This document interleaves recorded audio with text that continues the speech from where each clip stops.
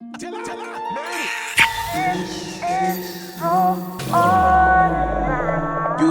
and out. Someone who is smart, who is intelligent. So I want like the total package. The No Ordinary Love Podcast with Rosalind Onell. Every relationship is unique and has its own rhythm and melody. And what worked for them may not necessarily work for you.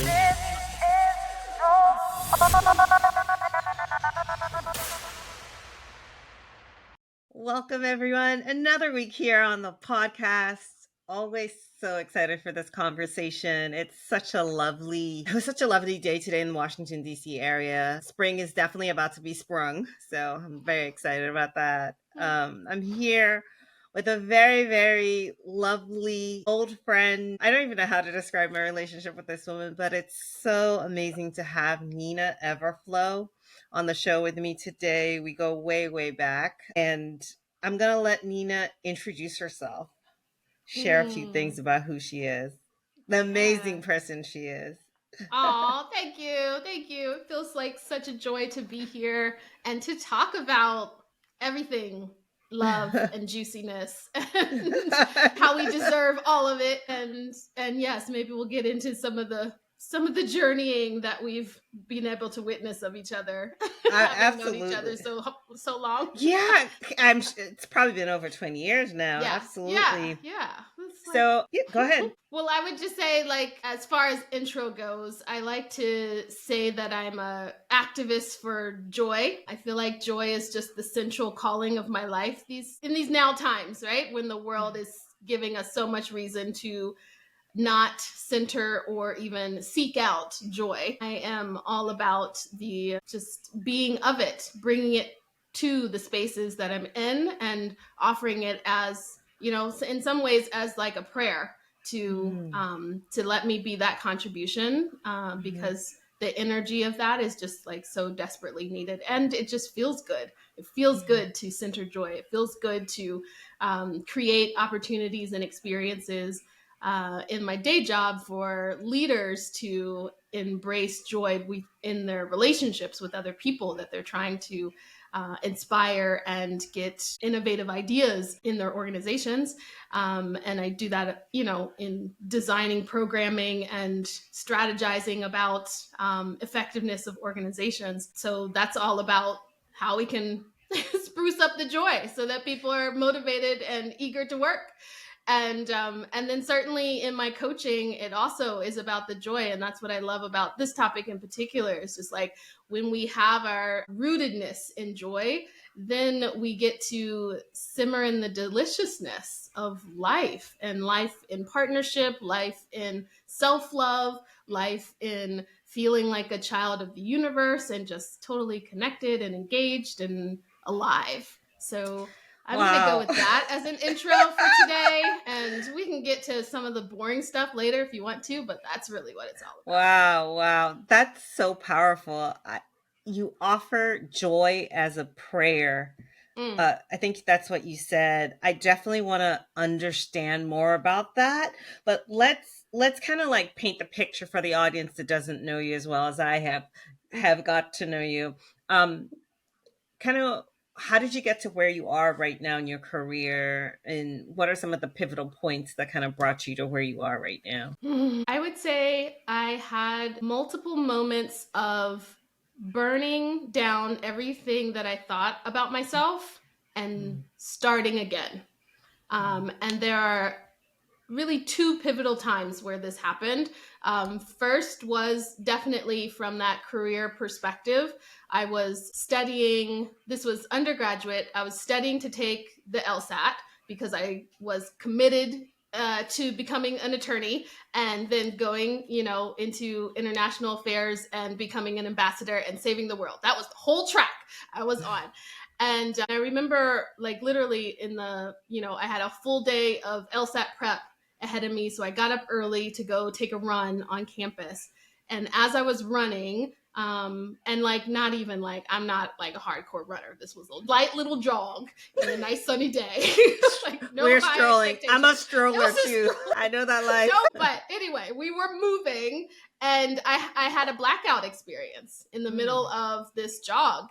and I fell to the ground, woke up a few moments later with a good scrape on my leg and on my forehead, and totally was having this sensation of I cannot become an attorney. Like that's what it was just a wake up of this is not what I'm here to do. I'm not meant to go in this direction, right? Like this is why my body's been giving me multiple signs about this not being in alignment. And that moment was one of those signs. And it actually was one of their first experiences because it ended up being a seizure in that moment. And I continued to have them during that. This was junior year in college. And so much so that they became just, I got diagnosed with epilepsy. And so that whole learning journey to, going through the medical system, navigating what is this? What is my body doing? Why is it doing this right now out of the blue? And now I have to be on these meds, and these meds are making, having all these other side effects that feel awful. Is this what my life is about? Right. So it was like a 2-year journey of navigating that experience that really impacted that clarity, right, that I got as I was waking up from that moment. Because at first I was like, no way, I still got to do this because I'm attached to the idea of becoming an attorney. I'm attached to the idea of it. And then eventually, just really recognizing like my body was not budging on this idea. Like it wasn't going to move forward. So I feel like that was one of those moments where, okay, if it's not that, then what? And we had to burn all the plans, let go of all the attachments and all of the wanting to, the next steps that I had lined up. And I literally spent that next summer working at a poetry center. It was like so opposite, right, of what I was preparing myself for. But it also was like so healing in exactly the way that it needed to be, surrounded by Black women who were poets and talking about things that mattered. So anyway, so I'll say like that was one of the pivotal shifts that really then sent me on a path of being a writer and aligning myself to what my heart longed to do, not to be about arguing the law, but instead to talk about what I felt called to write about. And then on the relationship side, I'll say a very similar pattern of just like, I chose one man in my 20s who I thought I was going to spend the rest of my life with. And we can get into all of the reasons why that did not really go to pass. But the burning down that had to happen was really not just in that relationship, but also in me as like who I thought I was, who I identified as like just the needs that I have, the desires that I have, the personality quirks that I wasn't going to change because I like who I am and I don't want to have to change for someone else to be more comfortable. And so it was like a burning down of stop being this good girl who society has taught me to be and instead embrace the weirdness of me and then prepare myself for the person that wants to be with that person. Because I want to be with me and I want someone who wants to be with 100% me. And so that burning down process was divorce, was a single momness for 2 years, was moving back in with my parents. I mean, it was a burning down in a lot of ways before I felt ready again to open up my heart and rise and show other people like who I really felt I was becoming. So I feel like those are some of the two of the main stories, right? Of like, how did I get here to this moment?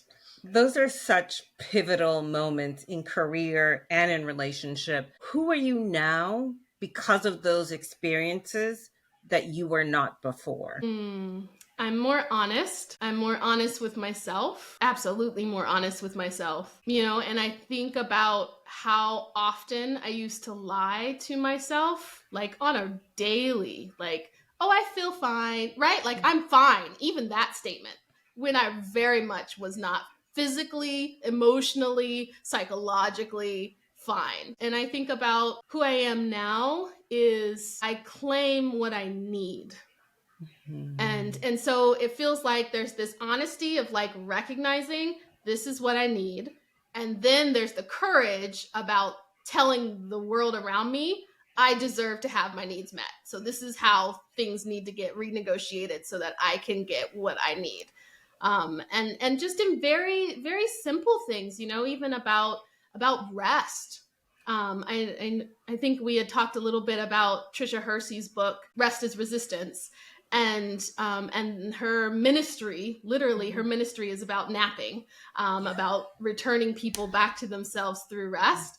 And that it's a liberation, like it's a liberatory act. And that's what really got me into gifting myself permission to rest, was aligning it with, you know, kind of flicking off capitalism in a way. Like, you're not gonna get all of me. Like, I'm giving it to myself. I'm gonna rest because I deserve that. And I love myself enough to rest. So I feel like those are the two really, really big things that I feel like I am as a woman today that I wasn't during those really moments in the fire of, yeah. That's so amazing and interesting. Honesty and the courage to be honest, right? They're kind of like two sides of the same coin. And I definitely hear you in terms of, I think when you're in alignment, not that you can't go overboard, but even what you are doing is restorative in a certain way, is what I begin to feel, because it's feeding a certain part of what your soul needs. So you're resting and you get to be more in flow and doing what it is you need to do. But I just want to make sure that your epilepsy, like, is it under control now? Are you feeling good about it? I just want to kind of make sure we talk about that just a little bit. Yeah. No, I appreciate that. I know I kind of say it so flippantly because it's been years. It's been absolutely years since I've had a seizure. Good for you. It was a healing journey. About 4 years, and then after that I didn't have another seizure, and I had stopped all medication. Honestly, it's one of those experiences, at least in my experience of it, or my understanding of what epilepsy is the electrical system in your body not being regulated.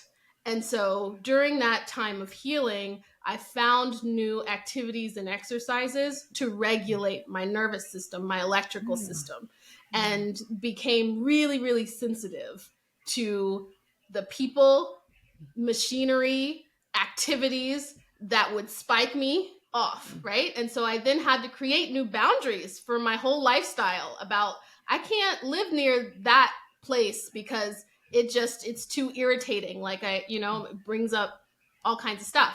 Or I can't be in a relationship with this person because they are creating all this friction in me, and it's overwhelming my system. And so that was the beginning, I think, of this, like, how do I actually feel? Can I be honest about what signs my body is giving me? And then take the action that it is necessary so that I, aren't sacrificing my well-being for someone else's comfort or some assumed idea of what should be. So yes, I am very well. Thank you. Good. So I'm glad you're well. Since we are about love here, I do want to delve more into your initial thoughts of what did you think love was, and as much as you feel comfortable, how were you getting it in the relationship before your divorce? As I was sitting with one of these questions, I was also like, I really want to know, why did she name this podcast?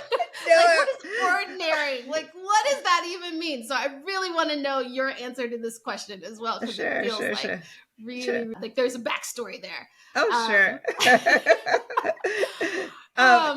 Yeah. You want me to go first with what? Yeah, you go first. I wish there was really a big backstory to why it's No Ordinary Love, but it is the title of a Sade Aju song. And I am originally from Nigeria. So we were just looking for a name that wasn't taken. And I was reflecting on a conversation that I actually had with someone that I was dating. And we were talking about songs because we both liked music. And I think he had sent me the song No Ordinary Love as to what he thinks of me. So I was like, oh my God, that is such an interesting title. And I listened to the words and then of the song again, and I was like, oh my God, the love we all crave is not ordinary, right? And having been divorced myself, it's so easy to fall into thinking about what you think love is and what love actually is, or what you need from a relationship is not ordinary. Most relationships, unfortunately, are not as healthy as I think we would like them to be, or maybe even aware of the lack of healthiness of the relationship. So love truly is, at the end of the day, unfortunately, not ordinary, despite how much we crave love and desire love. Real, healthy, authentic love is not ordinary. So it's all those things kind of together that got us there. And practicality of like, well, this name, I'm surprised this name isn't out there. So, I love it. Of course. Thanks every for that time question. I see the title, I'm just, the song starts playing in my head. It's just like, well done. And she's well so done, gorgeous. Yes. So I love it. Beautiful. Yeah. Well, I think like, I guess the comparison between what I thought love was and what I know about love now, actually have, I feel like a good story about this. I was at a writing workshop a couple weeks ago, and it was for couples, and like you could bring your kids, and then the kids had an activity so that you could actually have a date, and it was like very well run. It was lovely.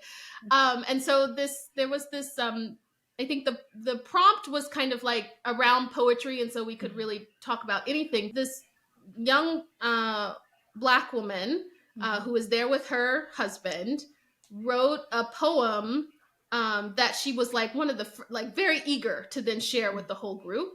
But it was really this like somber story about falling out of like not being met with love.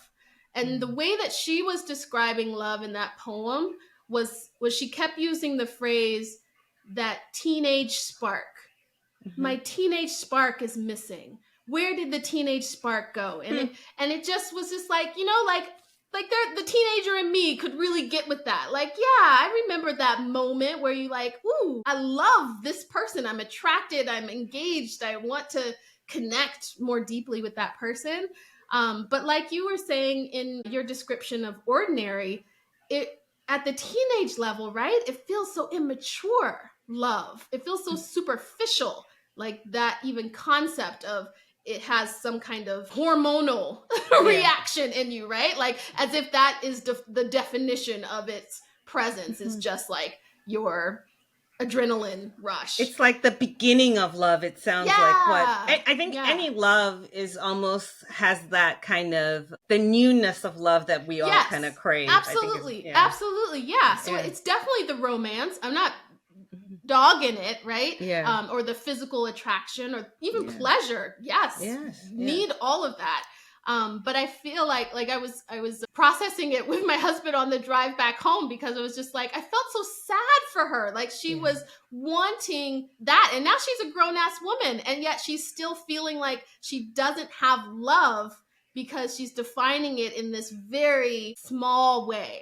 And that's my judgment on it. And I feel like, you know, that's kind of what I perceive out there in society, in Black culture. A teenager or even in my 20s was like, love is attraction, is physical attraction, is enamorment, is like infatuation. And I have since thankfully deepened that definition. So yes, those are elements, but now they're just pieces of a much deeper kind of ocean.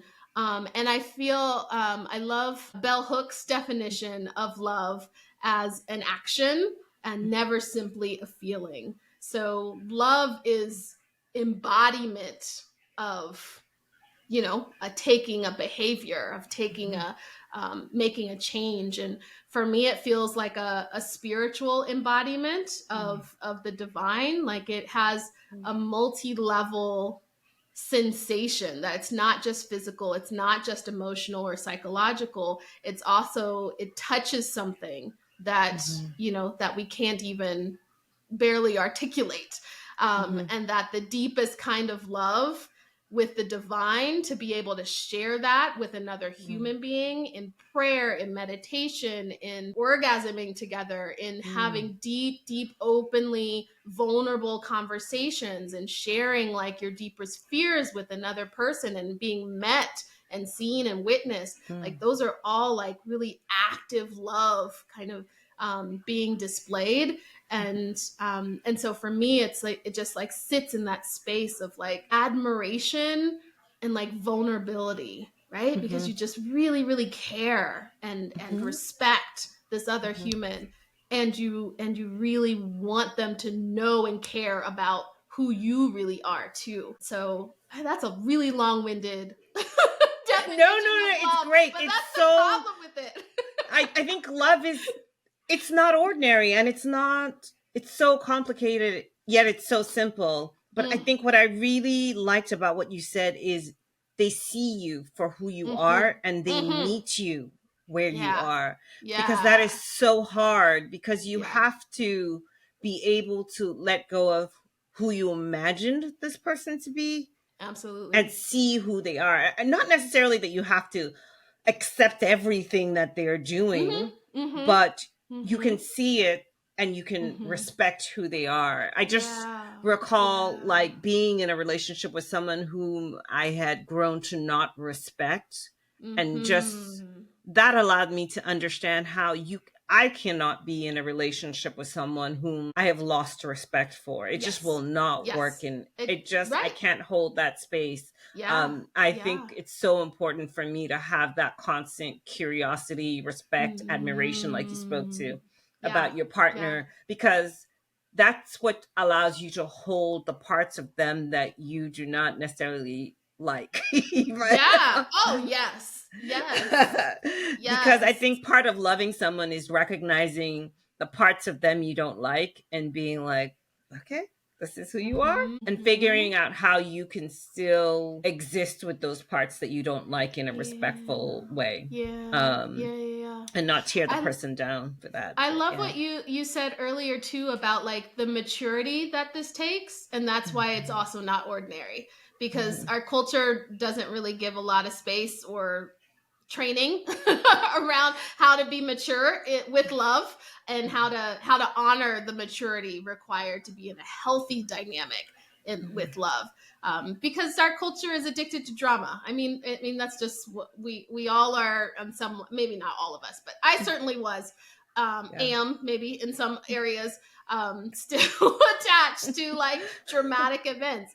And so I've had to like unlearn, like, am I more interested in being dramatic here, or am I more interested in being soft and at ease and comfortable and satisfied with this person? Do I really want the cortisol boost, or do I really just want to like relax?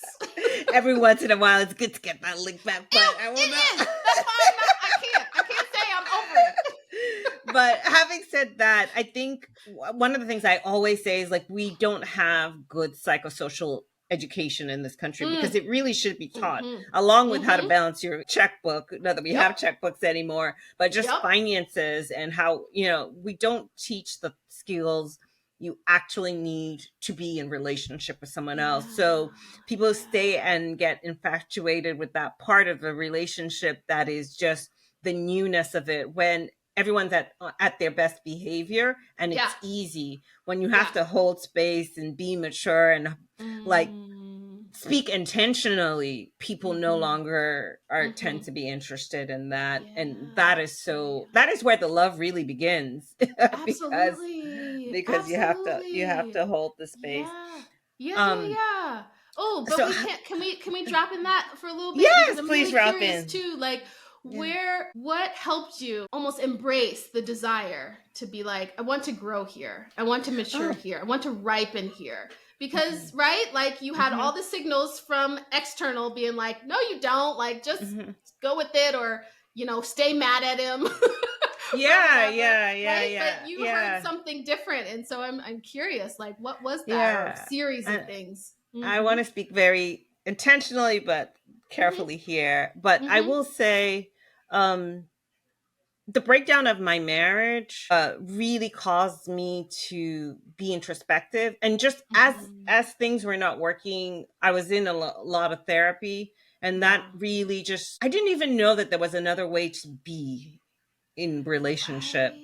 And that really, really opened me up to just reading a lot about love, and having been in other relationships since my marriage ended, and being able to see what I'm bringing to the table that I did not like seeing about myself really caused me to be introspective. And I learned so much about how to be in relationship with someone when there's conflict, how to show up for myself, because I think the hard part about all this is it really starts with you, and having that solid foundation of loving who you are, understanding what your triggers are, understanding what your strengths are, what your joy is, and being able to embody all that for yourself by yourself, because you can't invite someone else in, and you can't be with someone if you can't be with yourself. And I think a lot of times 100%. When we're unable to be with ourselves,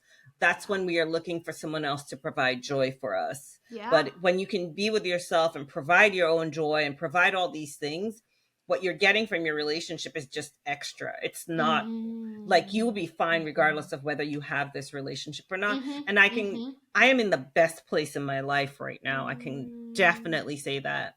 I have so much joy and ease. I mean, I still have my moments. It's not perfect. Life is not perfect, but I'm at such ease with who I am that I feel so just in such a good place. And life is good despite the challenges of life. And I think that's all you can hope for at the end of the day.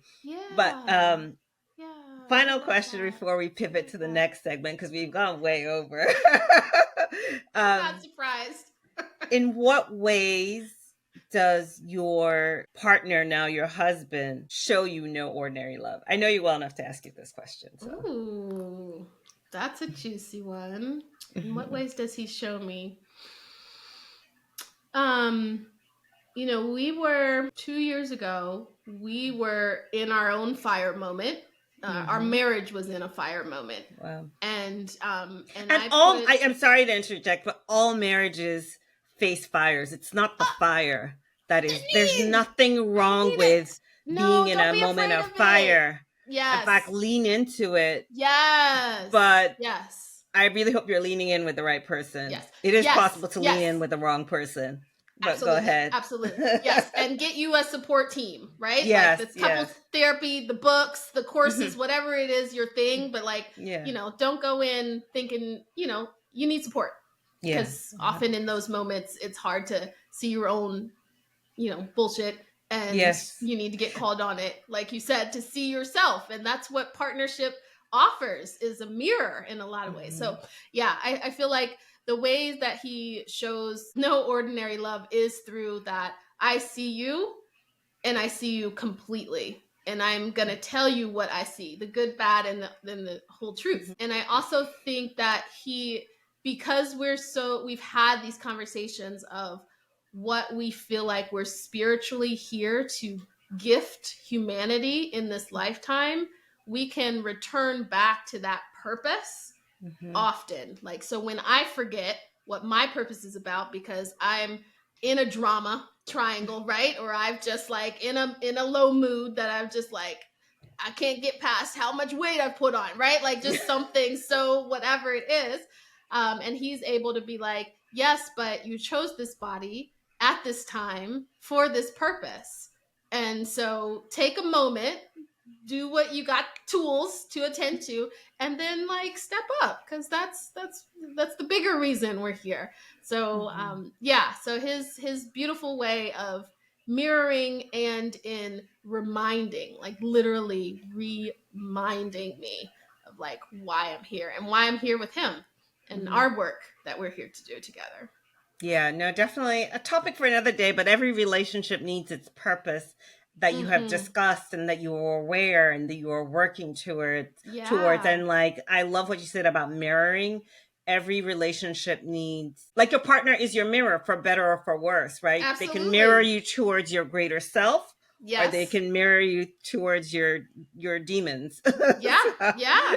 choose wisely, Yeah, as they exactly. say. But we're going to pivot now to the relationship rundown segment of our show, which is where we unravel today's love trends. And we will be discussing, let's roll with this. But before we get into that, I think the theme of our kind of show today is positive thinking in relationships. What Yes. do you mean by that, and why is it so important? I think activity has gotten a bad rap, kind of like peace, right? Mm-hmm. The word peace, a lot of people associate in this like utopia kind of way. But because I have a degree in peace studies, I know that peace is not just the absence of violence or conflict. Peace is actually its own thing altogether. And so I like to think of positivity in the same way. Like positivity, appreciation is a whole spiritual principle all of it to itself. It's not just the absence of criticism or negativity or bad energy or whatever.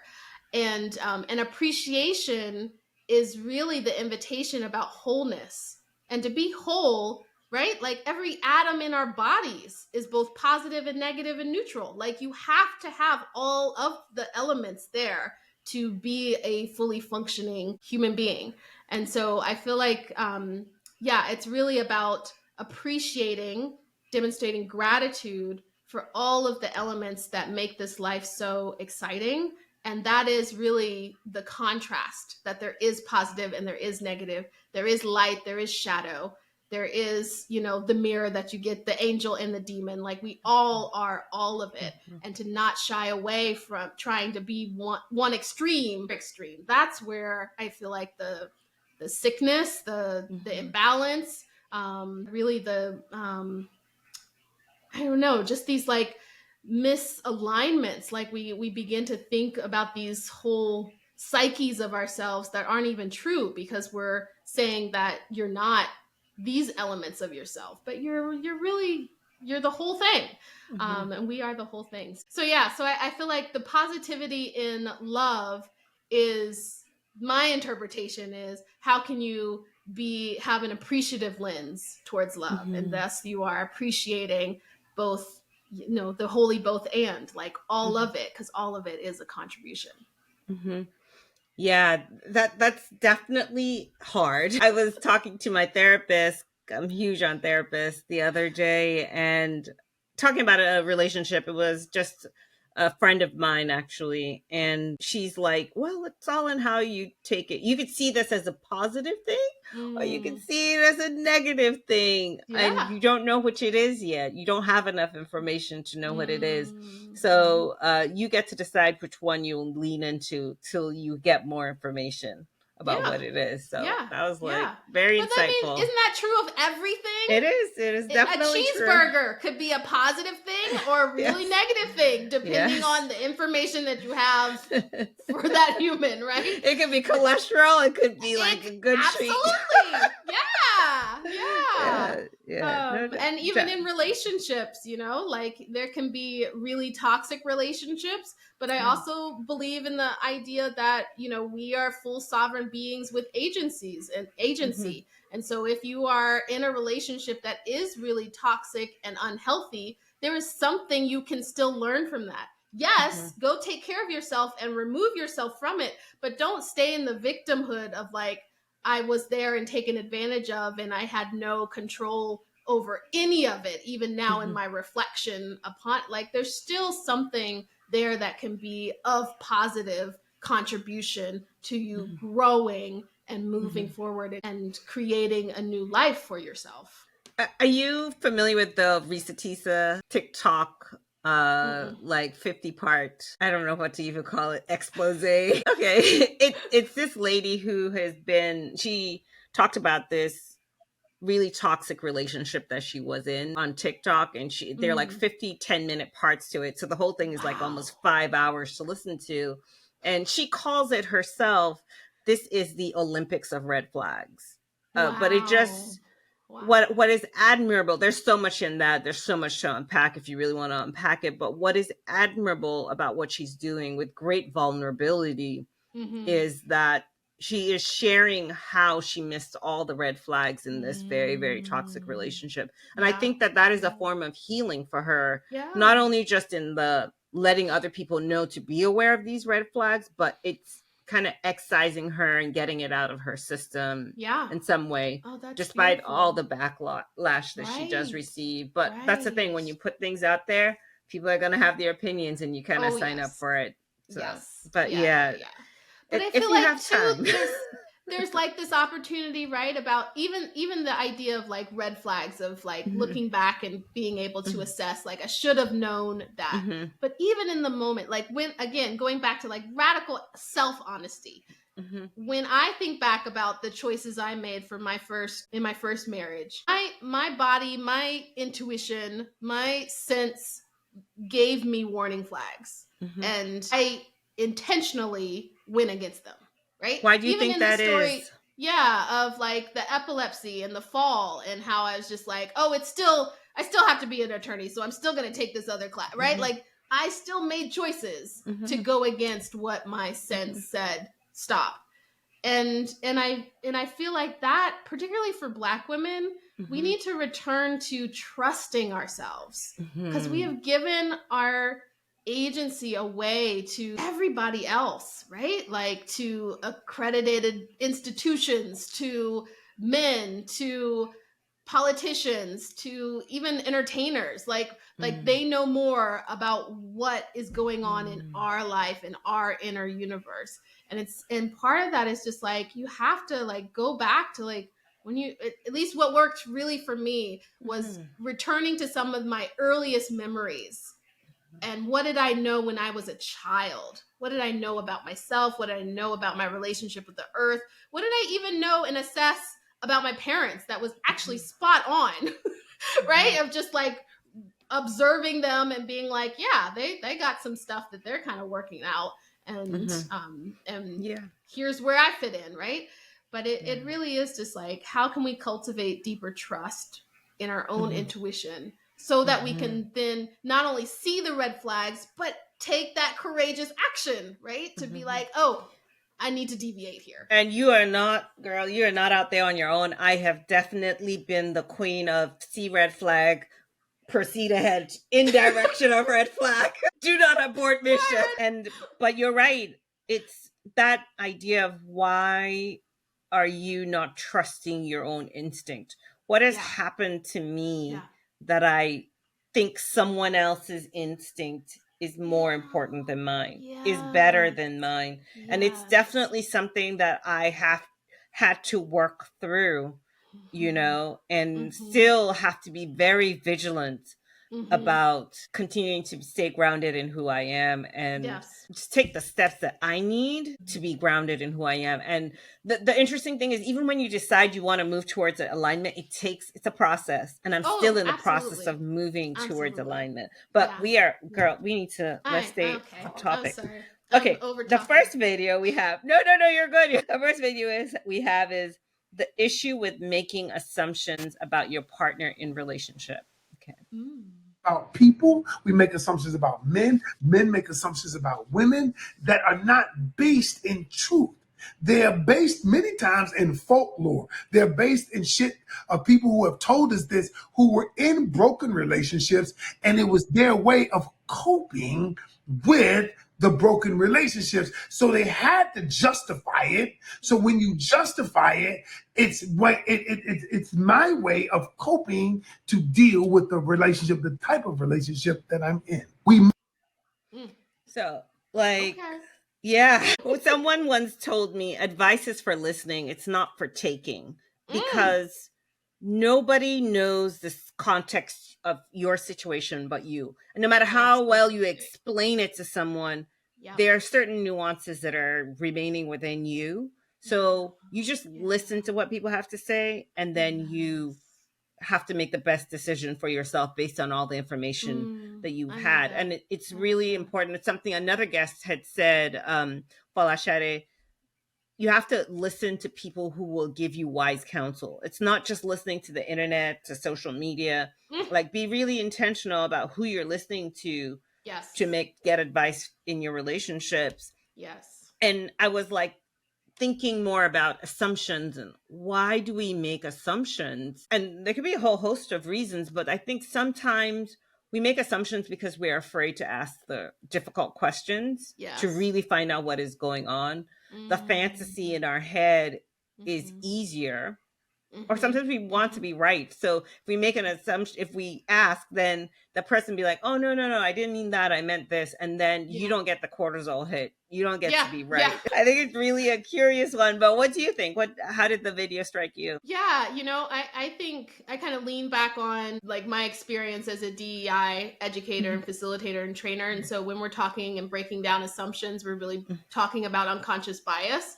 And from that, it's really something that is psychologically built when you are developing your origin story, right? When you are a child and those early influences of what are the definitions of right and wrong, what's natural, what's unusual, right? All of those kinds of things about what's typical and normal in your origin space, in that environment for you. And then everything else becomes an other. And so I feel like we carry those stories with us into adulthood. And so then we make, stereotypes and assumptions and biases based on those stories. And so, in relationships, they carry over, right? Into gender roles and into how you're going to have expectations and how, you're going to communicate authentically or not, how well you utilize aggression or not.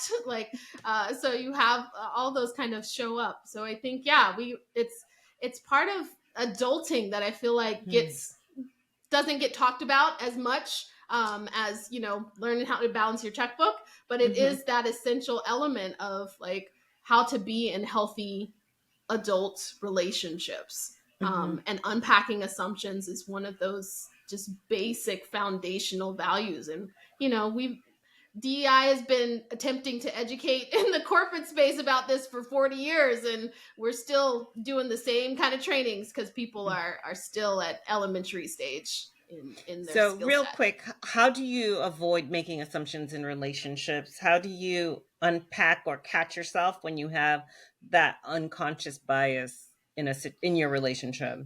Well, like you said earlier about staying in a place of curiosity and even checking yourself, right? And so staying grounded. And so one of the practices that works for me is just the daily meditation practice, because I know if I start my day rooted in a place of who I am, then I'm much less likely to jump towards assumptions, biases just in my communication of the day, trying to fill up a explanation of why somebody is doing something. Instead, I have the spaciousness to just ask questions and to wait for them to respond.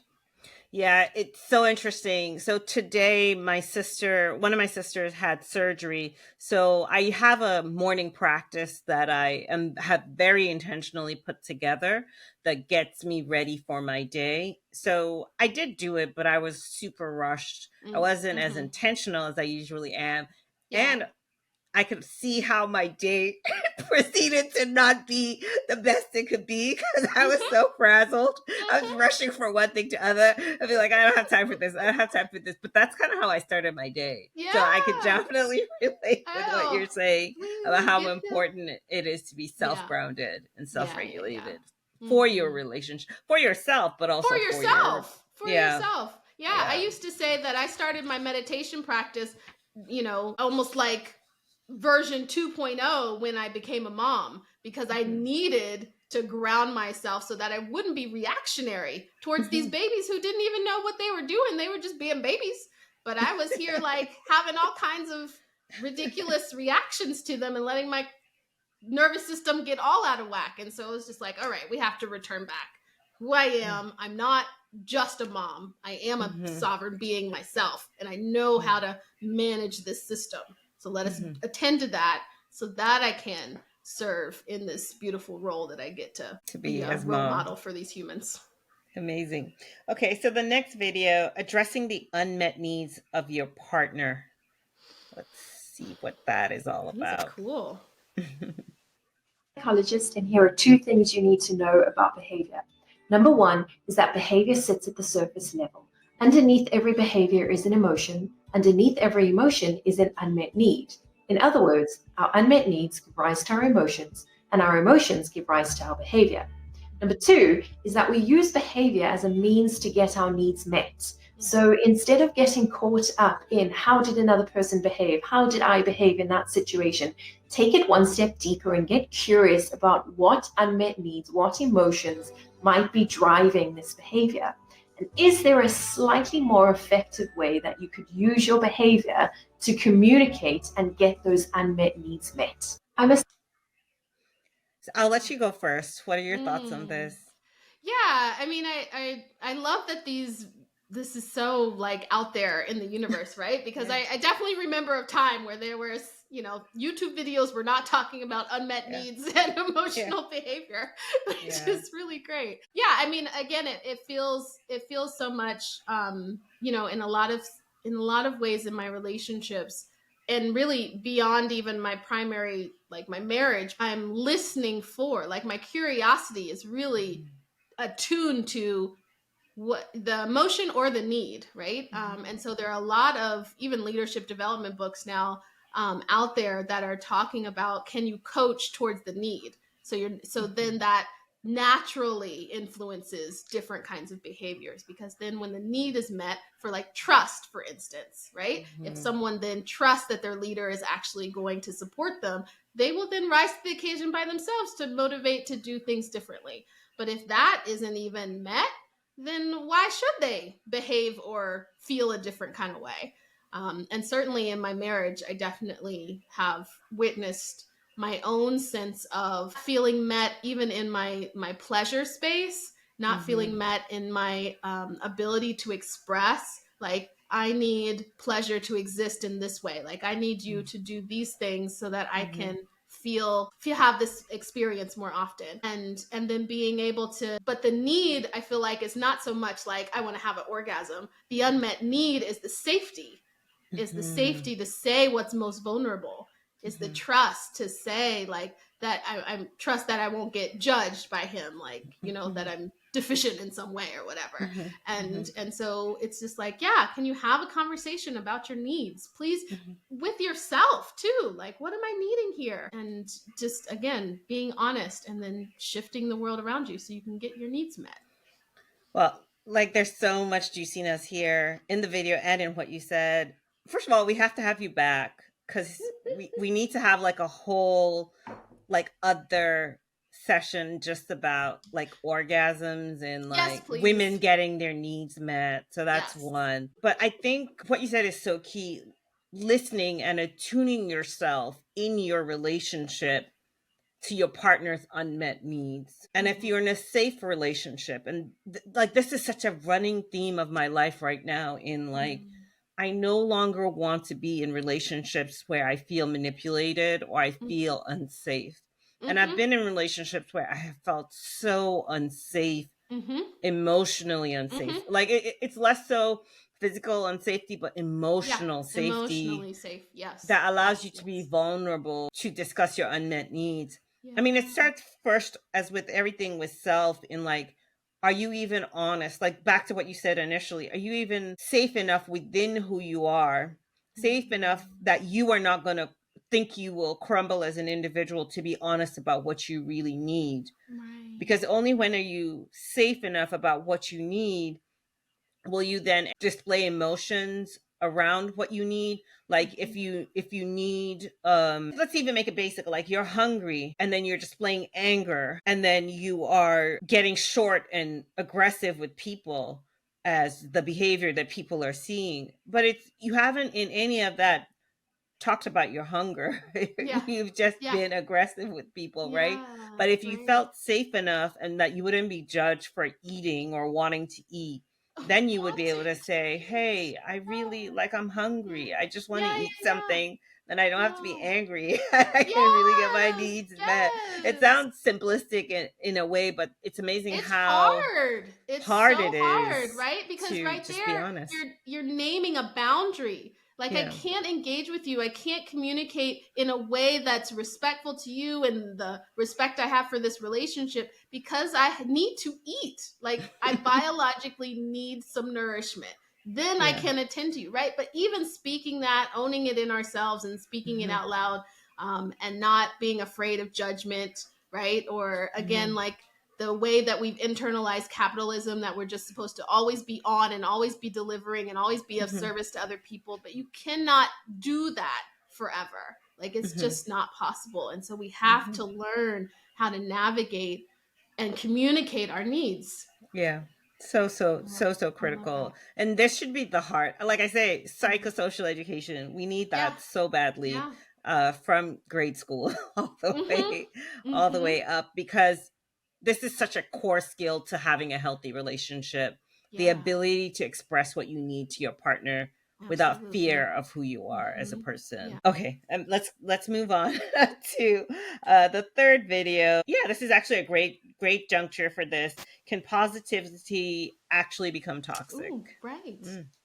Toxic positivity. You can tell someone who has suffered a tragedy, everything happens for a reason. Toxic positivity can be damaging on several levels. It damages relationships when you invalidate someone's feelings. It also can make the person that you're speaking with feel like they can't relate to you. If it's someone who needs your emotional support, like a child or a loved one, it can make them feel even worse about themselves when they can't dismiss the negative thoughts like you expect them to. As for the effect on yourself, believing that you're not allowed to think negatively can make you suppress emotions that are real, causing those emotions to show themselves in other ways, like becoming anxious or depressed. Toxic.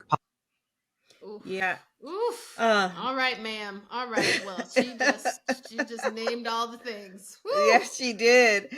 I will say that I was listening to someone speak once about his relationship with his wife, and what he said that really struck me was how sometimes he knows he's wrong, but he needs his wife to just get in there and be like, yes, that person was wrong. Yes, you're right. I believe you. Don't worry. Even if later on she's going to be like, but you really didn't need to go in that way on that person. You're really wrong. Right. But it's amazing how much we need validation of our experiences from our partners. It's not always about pointing out where your partner has erred. Right. And that takes knowing your partner well enough to know, and takes time to understand what they need from you and how they will receive it from you, so that you can meet them where they are, even if you will lovingly kind of like nudge them in another direction, so that they won't even be able to hear what they've done wrong if you're not able to sit with them. But on the other side, I do think that there's a balance between sitting in whatever you would need to sit in and taking action and moving forward. That you need to kind of strike at some point. But what are your thoughts here? Well, the thing I want to highlight from that video is like the impact of suppressing emotions, right? And like all of the health research that's coming through saying that if we're not attending to these issues, they show up in our bodies as legit disease, legit harm, legit toxicity. So it's not just do this so that you can have a loving relationship. It's like you need to do this so you can be on the planet a long time. Like there's I think about, my mother, who is navigating a real health challenge with her heart. And it's not for like cholesterol or something like that. It's very much tied to her emotional navigation. And I think in a lot of ways, her suppression kind of looks like, I'm going to be the martyr and not talk about what I need so that I can be here to support you. She does that with her family, with her colleagues, with her community, with her church.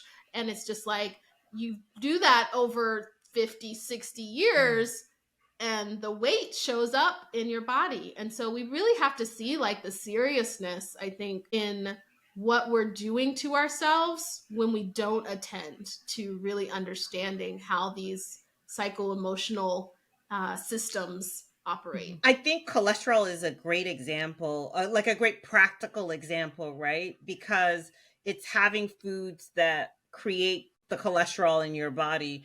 But if you're eating for emotional reasons instead of attending to the actual reasons why you're eating, it's showing up in your body as cholesterol, which is a trigger for a stroke.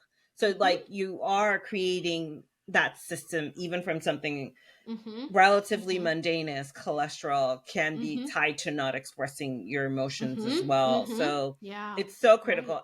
I 100%. I took the bar exam. I know law school gets it's I know nasty you rap. did. I know, I know you did. conversation And for part of another me was day. just like, go. But the thing is, I had to hold myself up and not take care of myself in a way for a period of time to take it, and I got so sick afterwards. And that's just shows the connection between Yeah. you have to take care of yourself or it will Yeah. show up in your body. It will show up. Yeah, 100%. Mhm. Okay, to the last video. We're going over the hour, but that's fine. The next video is how to unravel negative loops in conversation. Here's a great tip when you get caught in those negative loops of conversation where you're saying something and they don't seem to understand, and then they say something back, and it just goes back and forth, and you keep restating what you're saying, but they don't seem to get it. Instead of constantly doing that, I want you to stop and say, what did you just hear me say? Really stop and listen. Be curious. What are they hearing you say? Because it's certainly not what you mean, or you wouldn't have to keep repeating yourself. And when you stop in that way, it helps everybody reset, get out of their crazy fear brain and get into the moment. Oh, what did I just hear you say?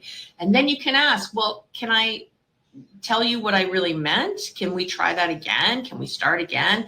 And you can reset the conversation and finally communicate. My name is Dr. Abby Metcalf. Follow me for more tips just like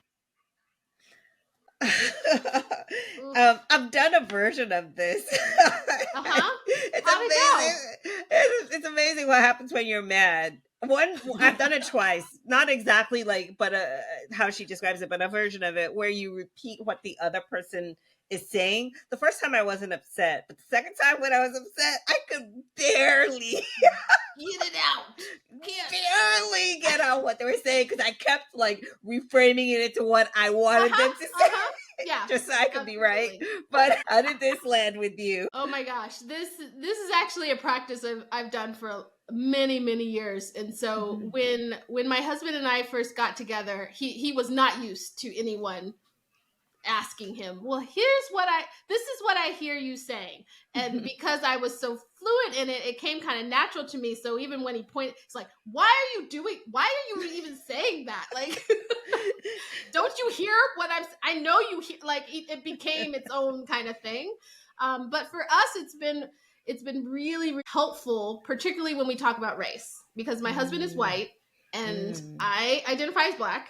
And we have a mixed child, and his mother, who is white, grew up in Ohio, lives with us. So there's a lot of racial dynamics that often go unspoken that I then have to put language to, because I'm just like, I need to talk about this. And I know y'all aren't used to it, but it needs to be spoken and communicated and highlighted. And then we can break it down about like, are we all in agreement that that is what just transpired, right? And some of the theme, what comes out of that, I think, it be on the other side of the discomfort, because there's definitely discomfort all around, but on the other side of discomfort, and if there is trust in the relationship, people are willing to be uncomfortable. There is this insight of self inquiry, right? Like there's a gift there. Like I am giving the environment, creating an environment for someone to see themselves more clearly. And there is appreciation for that if we are willing to set aside judgment and, blame and all of those things. So it can be a really helpful tool. But like you said, like all of this it's like a journeying tour together to really integrate the practices. I love the fact that you at least came to the relationship with that skill, and I'm sure he is now fluent in what I hear you say. No, he was not. No? He was not. But we've been together 10 years. He's picked it up now. Yes. And on that note, I'd love to have both of you here, because we do have another show that we do sometimes with couples. I think it would be great to have you both here. Oh yeah. Talk about your love story. Then we get to go into your love story a lot more. So that would be great. But now let's go into the group chat and take questions from the group chat. We have a couple of questions this week, and The first question from the group chat is, hi, Rosalind. My friend got into a relationship with one of my ex-partners, and I'm stressed. I'm stressed out because we were together for like 3 years. I gave him the green light to go ahead and do it when he let me know they were talking. But now I regret ever doing that. It is even worse on the days when we go out as a group because now I'm stuck seeing her all the time. Oh, what should I do? So, Miss Everflow, what should he do? I know he asked me, but you go. Seeing what you said earlier about like high red flag as you pass it by, right? Like this is an example of you saw that, you felt that red flag, you felt it, and you decided to shrug it off and say, "Oh, I'm fine. Go ahead and be with my friend." So, like, own that, right? Like, I feel like there's a ownership of like, yeah, that I wasn't comfortable. I made a little fib. And now I'm feeling the contrast of how uncomfortable it feels. And you know, I'm an adult and I can own that choice. So you have some choices, right? About like how much you're going to engage with these people, whether you're going to say something or not say something. I mean, if they are close relationships, right? Like if you are invested in continuing a friendship with these people, then develop the trust to be able to be honest. But that question of, is this relationship worth investing in, is a big question, right? And I don't think all relationships should be 100% transparent. I do not. I don't even think all partnerships should be 100% transparent all of the time. There are plenty of times when my husband's like, I want to tell you this thing. I'm just like, to tell, number one, and does it need to be shared right now, given what I am experiencing in this, right? Like, is this the right moment to be able to be transparent? Like, sometimes it's just not meant to be expressed. So you need to sit with that and to sit and own, like, what do you need? What are the unmet needs, right? Like, go back with these videos. Sit, assess if you suppress yourself, what are some of the impacts, right? Like, do that stuff. What are your unmet needs in this space? What was the other thing about the negative loops, right? Like, if you're gonna make a decision not to say something, then don't spiral in the I shoulda, you know, like, you don't get to choose that and not choose to do it. Anyway, these are some of my very, very valid.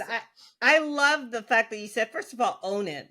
Like, own the fact that my personal belief, I cannot live with it. So I don't want anyone I know dating anyone I dated in the past. If I don't know you, if we don't cross paths, then you choose to, good luck and best wishes. He is my ex for a reason, whoever he is. So best of luck to you in dating an ex. But in this context, you've chosen to do this. So own that. And like you said, is this relationship worth it to me?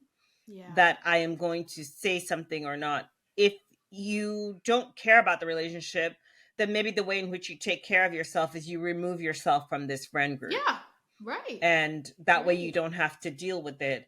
But if you care about these people and they're in your life and you want them to remain in your life, then maybe it is that you have a conversation. And maybe what it is like, for a period of time, you remove yourself so that you can take care of yourself. I love that. Build more resilience in who you are. And then when you clearly, if it's bothering you, you still have some feelings for the person. Because if you had zero feelings, you'd be like, I hope you're happy. Right. It wouldn't bug you at all. But I love that you named resilience. I feel like that is such an unspoken skill that we don't give enough credit for. Like, you have to have resilience for your nervous system for it not to bug you. Like, your nervous system needs to be able to be in certain situations that don't bug you. Like, it deserves that. So if it's bugging you, trust that. Don't just say that doesn't matter.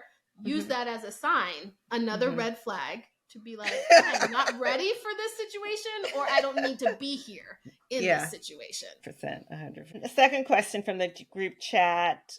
I'm getting frustrated with online dating apps because I never seem to get the attention I want. I'm fit, relatively attractive, and I can hold a conversation. But these apps are so depressing because they almost never result in a connection I'm interested in.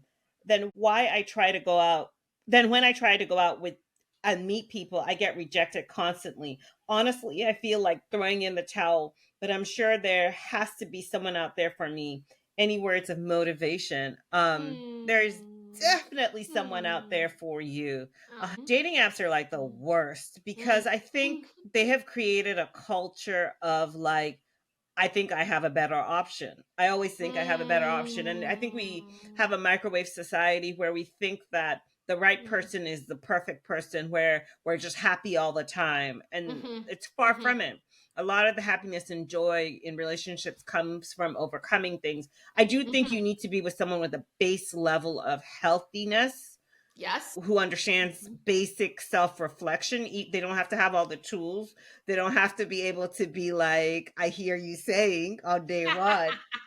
Year but they 10. have to be interested in self-development. Exactly. Yes. I don't think, like, you wouldn't even want to be with me if you're not interested in self-development. Correct. So Yeah. that kind of a thing. So, and I am not interested in you if you don't want to develop I am yourself. Definitely not. It's not going to work out for us. I would definitely encourage you to explore your own activities, explore what gives you joy. And the more you engage in what gives you joy, the right people will show up in your lives, more so than I think the dating apps. But that's my personal preference. Not that I haven't been on the apps. But I prefer leaning into who I am as a person. Absolutely. Rather than I love that advice. But what say you? I know you're not in these dating streets. I am not, but I have been. I was. And I found my husband on an app. And so I would say be snobby about your apps. Which app, by the way? I don't think it's still up, but it was called Expanding Hearts, expandinghearts.com. And it had legit essays you had to write about yourself. Like it was a place of maturity for people who are interested in who they really were and wanted to grow into. So, you find the app that is, I just don't think all apps are in the category of 5 fish or whatever it is, right? Like there's a variety. I think it's plenty of fish. Plenty of fish, right. I say be the snob. Be the snob that you are, because this is serious enough. Like, just don't waste your time. And have the standards that you want. But don't make your standards. This is what I tell one of my sisters who is actually in the dating scene. It's not standards about, like, I don't know, achievement, right? It's standards about quality. Qualities and emotions. Like, how do you want to feel when you're with this person? And so you're looking for those kind of cues of like the quality of the human that they are, the values that they have, not just that they got a degree in this or that they lived in these places or that they, have this kind of body. Like, you want superficial stuff like that. That's what those apps can deliver for you.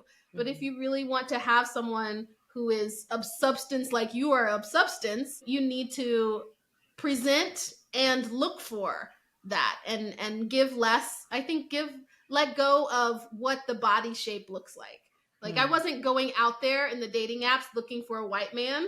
I was looking for the quality and the spirit type of this person, of this vibration that I really wanted to be around. And he just happened to be in that kind of body. And I was like, okay, cool. We can give it that. I don't even want to go down that path because we're gonna have both of y'all and we're gonna delve into it all. So that's gonna be amazing. Oh my God, I've had so much fun. Like like, it's like towards the end of the day here, so I was so tired. I was like, oh, but this whole juiciness of this conversation got me going. Very, very excited. So we definitely want you to share something. What are you doing right now? Is there something you want the people to know about that you have going on? How can we support you? How can we in this community show up for you? Thank you. Well, first of all, I'd love to come back and have another conversation with or without my partner. But either way would be very fun because I feel like there's so many more juicy topics to get into. 100%. And this is something that we've been kind of dancing with in our own recognition of our, the uniqueness of our story and wanting to share more about it. And so we've kind of dabbled with coaching other couples and talking to other particularly interracial couples, about how do you navigate the space to really be in a healthy, honest dynamic, both about race, but also about gender, right? Expectations. And then about sex, which is really, it trips people up, right? But we want to have a healthy, active, sexual experience. And we love talking about that. So that's one of my favorite topics in the world. Can't talk about it enough. We can't talk about it. So one of the things that I'd love support about, we are standing up a new offering called Everflow Essentials. And so we're going to be coaching about this, offering programming to come be in our home in Virginia about this, and to really create the environment for people to, for couples particularly, to really be thinking about how can they cultivate the love of their life, like within each other, right? And what are the tools and strategies that really help that when we think about going beyond our culture? What are the ancients been talking about this, and what are those strategies look like? What are the tools? What are the methods? Like, and I don't want to say it's like a sex talk, but it's a partnership, right? Like healthy partnership, sustainable, really just being lovers in all dimensions. So if folks are interested in that, I'd love to explore what that can look like for them. 100%. Well, definitely. How do they sign up? Is it going to be, I know you haven't released it yet, but it'll be on your website, I'm assuming. They can we can point them there. Yeah. Okay. So like we legit just bought the domain Everflow Essentials. So it's like just becoming real. But it is going to be a thing, and I'll soon have a link that you can sign up for. So, but for now, going to ninaeverflow.com is just where my services and coaching offerings are. You can definitely sign up for my newsletter there to be in the know about when our... Oh, also GC, definitely coming back as a couple, coming back as Nina. So excited to talk to you. It's done on my end, unless he says no. Unless Mr. Everflow says no. Then you have to face the wrath of the people. Oh, exactly. No, he'll be ready. Okay. Well, it's been a joy. Yeah, Absolutely. thank you so much again. And really, really looking forward to again to next time. All right. Thank you. Take care. Bye. Thanks for tuning in to the No Ordinary Love podcast. I'm your host, Roslyn Ona, reminding you that extraordinary love is out there. Don't forget to subscribe and leave a 5-star review. Until next time, embrace your own unique love story.